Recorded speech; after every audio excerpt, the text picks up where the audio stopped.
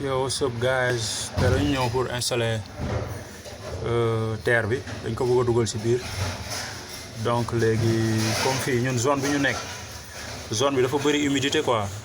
zone bi dafa bëri humidité donc loolu daf ñuy gën a arranger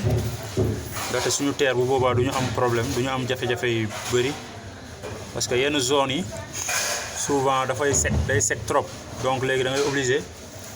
def ciment def kii comment dirais-je def xorom def këriñ pour garder humidité bi mais même loolu sax yenn saa yi parce que taw bi ak yooyu xam nga tôt ou tard kii bi day seey lu mu tuddati waaye xorom bi mën na seey quoi këriñ bi tam mën na waaw mooy loolu mais bon ñun chance bu ñu am mooy zone bi moom dafa am humidité moo tax soxlawul sax ñuy gas yenn gas yu xóot yi bu ñu gasee benn 50 centimètres donc dañuy dugal suñu piquet de terre donc bu ñu dugalee piquet de terre bi ñu dóoraat ko ba fii ba mu xaw a sës léegi normalement da nga waroon def fii regard benn regard bu ndaw nga def ci tëjukaay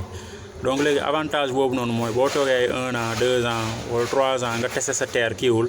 nga ñëw nga tijji regard bi nga xool ndax fii parce que yenn saay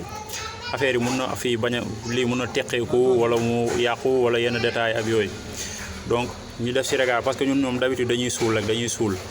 mais yenn taay mun nga suul mu def ay at tamit mu yàqu ci biir ak yooyu donc mais boo amoon regard di nga koy mën di vérifier souvent quoi donc léegi bu ñu defee nii am nañu genn maanaam type anel bi après moom la ñuy def nii yéegal ko ba fii encastré cimenté teg fii suñu barrette quoi mooy barrette de coupure bi quoi teg ko nii après soog a piqué benn 25 mm wala 16 mm terre bi mu yéeg quoi.